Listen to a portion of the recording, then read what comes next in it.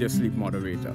It affects the endocrine system. So when you get into a number of different psychopathological disorders, right, you have to take a multidisciplinary approach because many areas have to be taken into consideration, primarily metaphysics and phenomenology, the structure of consciousness and the human experience, how some powers are, how some psychopathological illnesses, right, how sensory perception or sensory modality, auditory, optical, olfactory, tactile, and gustatory.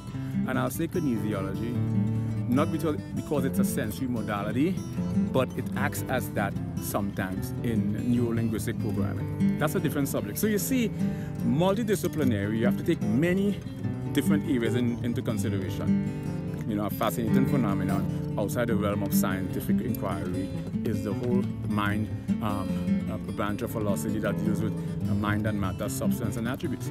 So